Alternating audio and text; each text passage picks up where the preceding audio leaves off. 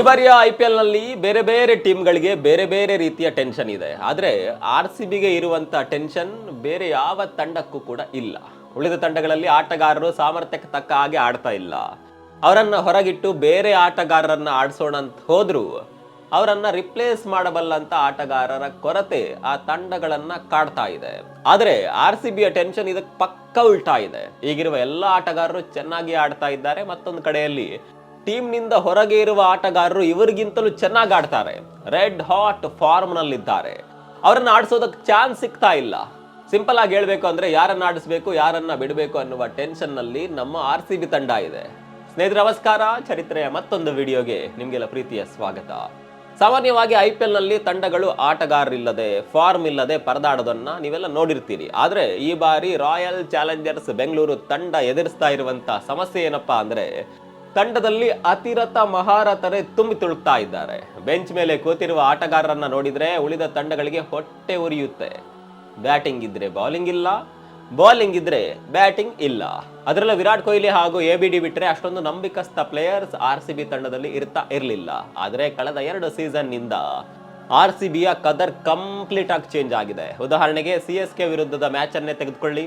Power play ಮುಗಿದಾಗ score ಕೇವಲ 51 run ಆಗಿತ್ತು. 10 over ಮುಗಿದ್ರು score board ನಲ್ಲಿ 100ರ ಗಡಿ ದಾಟಿರಲಿಲ್ಲ. ಯಾರಾದ್ರೂ ಅಂದ್ಕೊಂಡಿದ್ರ ಈ ತಂಡ 250 ದಾಟುತ್ತೆ ಅಂತ? ಖಂಡಿತ ಇಲ್ಲ. ಆದ್ರೆ ಇಲ್ಲಿಂದ ಶುರುವಾಗುತ್ತೆ ನೋಡಿ. ಅದು ಬರೀ ಬ್ಯಾಟಿಂಗ್ ಅಲ್ಲ, ಅದು ಅಕ್ಷರಶಃ ಅಗ್ನಿ ಪರ್ವತ ಸ್ಫೋಟಗೊಂಡಂತೆ ಆದಂತಹ ಅನುಭವ. ವೆಂಕಟೇಶ್ ಅಯ್ಯರ್ ಅಂತಹ ಆಟಗಾರರನ್ನ 7 ಕೋಟಿ ಕೊಟ್ಟು ತಂಡಕ್ಕೆ ತಂದಿದ್ರು. ಅವರು ಇವತ್ತು ಬೆಂಚ್ ಮೇಲೆ ಕೂತಿದ್ದಾರೆ. Jacob Bethell, ರೊಮಾರಿಯೋ shepherd, Jitesh Sharma, Krunal Pandya ಇವರೆಲ್ಲ ಮೈದಾನಕ್ಕೆ ಇಳಿಯೋದಕ್ಕೆ ಕಾಯ್ತಾ ಇದ್ದಾರೆ. ಕೆಲವರಿಗೆ ಆಡುವ 11ರ ಬಳಗದಲ್ಲಿ ಜಾಗ ಸಿಗ್ತಾ ಇಲ್ಲ. ಇನ್ನು ಕೆಲವರಿಗೆ ಬ್ಯಾಟಿಂಗ್ ಮಾಡೋದಕ್ಕೆ ಅವಕಾಶ ಸಿಗ್ತಾ ಇಲ್ಲ. ಸ್ನೇಹಿತರೆ, RCBಯ ಬೆಂಚ್ ಸ್ಟ್ರೆಂತ್ ಅನ್ನ ಒಮ್ಮೆ ನೋಡ್ಕೊಂಡು ಬರೋಣ. ಮೊದಲೇ ಹೇಳಿದ ಹಾಗೆ ವೆಂಕಟೇಶ್ ಅಯ್ಯರ್ ಅನ್ನ RCB ಬರೋಬ್ಬರಿ 7 ಕೋಟಿ ಕೊಟ್ಟು ಖರೀದಿ ಮಾಡಿತ್ತು. ಆದ್ರೆ ಅವರಿಗೆ ಆಡೋದಕ್ಕೆ ಅವಕಾಶನೇ ಸಿಗ್ತಾ ಇಲ್ಲ. ಬೆಥೆಲ್ ಅವಕಾಶಕ್ಕಾಗಿ ಕಾಯ್ತಾ ಇದ್ದಾರೆ. ರೆಡ್ ಹಾಟ್ ಫಾರ್ಮ್ ನಲ್ಲಿರುವಂತ ಜಾರ್ಡನ್ ಕಾಕ್ಸ್ ಪ್ಲೇಯಿಂಗ್ 11 ನಲ್ಲಿ ಚಾನ್ಸ್ ಇಲ್ಲ. ಇನ್ನು 5 ಕೋಟಿ ಕೊಟ್ಟು ಖರೀದಿ ಮಾಡಿದಂತ ಮಂಗೇಶ್ ಯಾದವ್ಗೆ ಟೀಮ್ ನಲ್ಲಿ ಜಾಗ ಇಲ್ಲ. ಇನ್ನು ಹೇಸಲ್ವುಡ್ ಬಂದ ಮೇಲೆ ಜೇಕಬ್ ಡಫಿ ಕೂಡ ಬೆಂಚ್ ಕಾಯಬೇಕು. ಇದು ಸದ್ಯ RCBಯ ಬೆಂಚ್ ಸ್ಟ್ರೆಂತ್. ಸ್ನೇಹಿತರೆ, ದೇವದತ್ ಪಡಿಕ್ಕಲ್ ಇಂಪ್ಯಾಕ್ಟ್ ಪ್ಲೇಯರ್ ಆಗಿ ಬಂದು ಬ್ಯಾಕ್ ಟು ಬ್ಯಾಕ್ ಅರ್ಧಶತಕ ಬಾರಿಸಿದ್ದಾರೆ. SRH ವಿರುದ್ಧ 26 ಎಸೆತಗಳಲ್ಲಿ 61 ರನ್ ಹಾಗೂ CSK ವಿರುದ್ಧ 29 ಎಸೆತಗಳಲ್ಲಿ 50 ರನ್.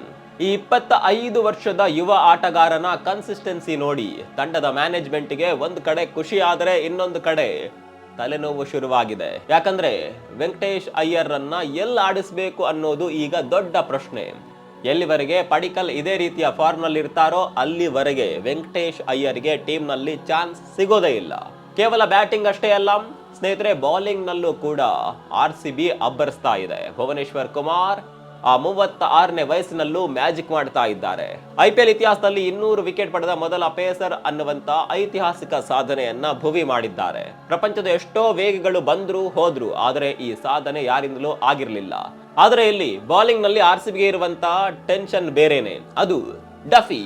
ಜೋಸ್ ಹೇಸಲ್ವುಡ್ ಅನುಪಸ್ಥಿತಿಯಲ್ಲಿ ಡಫಿ ಅತ್ಯುತ್ತಮವಾಗಿ ಬೌಲಿಂಗ್ ಮಾಡ್ತಾ ಇದ್ದಾರೆ. ಪವರ್ ಪ್ಲೇ ನಲ್ಲಿ ಸಂಜು ಸ್ಯಾಮ್ಸನ್ ಮತ್ತು ಋತುರಾಜ್ ಗಾಯಕ್ವಾಡ್ ಅವರಂತ ದೊಡ್ಡ ವಿಕೆಟ್ ಗಳನ್ನ ಪಡೆದು ಪವರ್ ಪ್ಲೇ ನಲ್ಲಿ ಮ್ಯಾಜಿಕ್ ಅನ್ನ ಮುಂದುವರಿಸಿದ್ದಾರೆ. ಈಗ ಅಭಿಮಾನಿಗಳ ಪ್ರಶ್ನೆ ಏನಪ್ಪಾ ಅಂದ್ರೆ ಹೇಸಲ್ವುಡ್ ಬಂದಾಗ ಡಫಿಯನ್ನ ಏನ್ ಮಾಡ್ತಾರೆ? ಫಾರ್ಮ್ ನಲ್ಲಿರುವಂತ ಆಟಗಾರರನ್ನ ಕೈ ಬಿಡೋದು ಎಷ್ಟು ಸರಿ? ಇದು RCB ಅಭಿಮಾನಿಗಳ ಇಂದಿನ ಅತಿ ದೊಡ್ಡ ಆತಂಕ. ಈ ಬಾರಿ RCB ತಂಡದಲ್ಲಿ ಯಾವ ವಿಚಾರದಲ್ಲೂ ಕೂಡ ಕೊರತೆ ಕಾಣಿಸ್ತಾ ಇಲ್ಲ. ನಾಯಕ ಪಟಿದಾರ್ ಕ್ಯಾಪ್ಟನ್ಸಿ ಹಾಗೂ ಬ್ಯಾಟಿಂಗ್ ಎರಡರಲ್ಲೂ ಕೂಡ ಚೆನ್ನಾಗಿ ನಿಭಾಯಿಸ್ತಾ ಇದ್ದಾರೆ. ಪಟಿದಾರ್ ಕೇವಲ ಬ್ಯಾಟಿಂಗ್ ನಲ್ಲಿ ಅಷ್ಟೇ ಅಲ್ಲ, ಟ್ಯಾಕ್ಟಿಕಲ್ ಆಗಿಯೂ ಸ್ಟ್ರಾಂಗ್ ಆಗಿದ್ದಾರೆ. ಎರಡನೇದಾಗಿ ತಂಡದ ಬ್ಯಾಲೆನ್ಸ್. ಪವರ್ ಪ್ಲೇ ನಲ್ಲಿ ರನ್ ಬರದೇ ಇದ್ರು ಗಾಬರಿಯಾಗದೆ ಕೊನೆಯ ಓವರ್ಗಳಲ್ಲಿ ಸ್ಫೋಟಿಸುವ ಆ ಒಂದು ತಾಕತ್ತು ಈ ತಂಡಕ್ಕಿದೆ. 3 ಓವರ್ ನಲ್ಲಿ ಬೌಂಡ್ರಿ ಇಲ್ಲದೆ ಹೋದ್ರು ಕೊನೆಗೆ 250 ರನ್ನ ಪರ್ವತವನ್ನೇ ಕಟ್ಟುವಷ್ಟು ಕೆಪಾಸಿಟಿ ಇರೋದು RCB ತಂಡಕ್ಕೆ ಮಾತ್ರ. ಸ್ನೇಹಿತರೆ, ಇಲ್ಲಿ ಮತ್ತೊಂದು ವಿಚಾರವನ್ನ ಹೇಳಲೇಬೇಕು. ಉಳಿದ ತಂಡಗಳಲ್ಲಿ ವಿಕೆಟ್ ಹೋದಾಗ ಸಂಭ್ರಮಿಸ್ತಾರೆ, ಸೆಲೆಬ್ರೇಟ್ ಮಾಡ್ತಾರೆ, ಮತ್ತೊಂದು ವಿಕೆಟ್ ತೆಗೆಯುವಂತ ಪ್ರಯತ್ನ ಮಾಡ್ತಾರೆ. ಆದ್ರೆ RCB ಎದುರು ವಿಕೆಟ್ ತೆಗೆಯೋದಕ್ಕೆ ಕೂಡ 1000 ಸಲ ಯೋಚನೆ ಮಾಡಬೇಕು. ಯಾಕಂದ್ರೆ ಒಬ್ರಾದ ನಂತರ ಒಬ್ರು ರಾಕ್ಷಸರೇ ಇದ್ದಾರೆ. ಉದಾಹರಣೆಗೆ ಹೇಳಬೇಕು ಅಂದ್ರೆ CSK ವಿರುದ್ಧದ ಮ್ಯಾಚ್ ನಲ್ಲಿ ಪಡಿಕ್ಕಲ್ ಒಂದು ವೇಳೆ ಔಟ್ ಆಗದೆ ಇದ್ರೆ RCB 250 ರನ್ ಗಳಿಸ್ತಾ ಇರಲಿಲ್ಲ. ಪಡಿಕಲ್ 150ರ ಸ್ಟ್ರೈಕ್ ರೇಟ್ ನಲ್ಲಿ ಬ್ಯಾಟ್ ಬೀಸ್ತಾ ಇದ್ರು. ಆದರೆ ಪಡಿಕಲ್ ಔಟ್ ಆದ್ಮೇಲೆ ಬಂದಂತಹ ಟಿಮ್ ಡೇವಿಡ್ 250ರ ಸ್ಟ್ರೈಕ್ ರೇಟ್ ನಲ್ಲಿ ಬ್ಯಾಟ್ ಬೀಸಿದ್ರು. ಒಂದು ವೇಳೆ ಟಿಮ್ ಡೇವಿಡ್ ಔಟ್ ಆಗಿದ್ರೆ ಮತ್ತೆ ಬರೋದು ರೊಮಾರಿಯೋ ಶೆಫರ್ಡ್. ಆತ 300ರ ಸ್ಟ್ರೈಕ್ ರೇಟ್ ನಲ್ಲಿ ಬ್ಯಾಟ್ ಬೀಸ್ತಾನೆ. ಅಂದ್ರೆ RCB ವಿರುದ್ಧ ವಿಕೆಟ್ ತೆಗೆಯೋದು ಕೂಡ ಡೇಂಜರಸ್. ವಿಕೆಟ್ ಬಿದ್ದಷ್ಟು RCBಯ ರನ್ ವೇಗ ಹೆಚ್ಚಾಗ್ತಾ ಹೋಗುತ್ತೆ. ಉಳಿದ ತಂಡಗಳಲ್ಲಿ ಒಬ್ಬ ಫಿನಿಷರ್ ಇದ್ರೆ RCBಯಲ್ಲಿ ಇರೋದೆಲ್ಲ ಫಿನಿಷರ್ಗಳೇ. ಹೀಗಾಗಿ RCB ವಿರುದ್ಧ ಮ್ಯಾಚ್ ಇರುವಾಗ ವಿಕೆಟ್ ತೆಗಿಬೇಕು ಅಂದ್ರು 1000 ಸಲ ಯೋಚನೆ ಮಾಡಬೇಕು.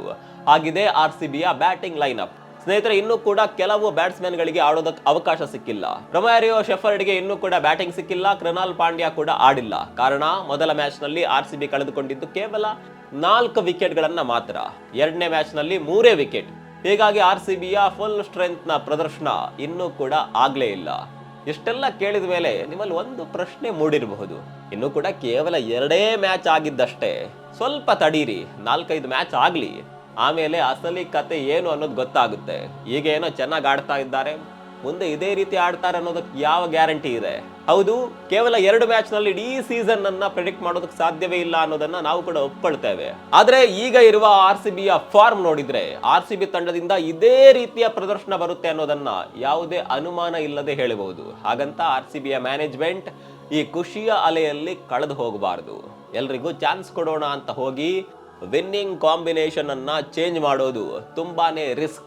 ಹೀಗಾಗಿ ಎಲ್ಲಿವರೆಗೆ ಈ ವಿಜಯ ಯಾತ್ರೆ ಮುಂದುವರಿಯುತ್ತೋ ಅಲ್ಲಿವರೆಗೆ ಇದೇ ಟೀಮ್ ಅನ್ನ ಆಡಿಸೋದು ಒಳ್ಳೆಯದು.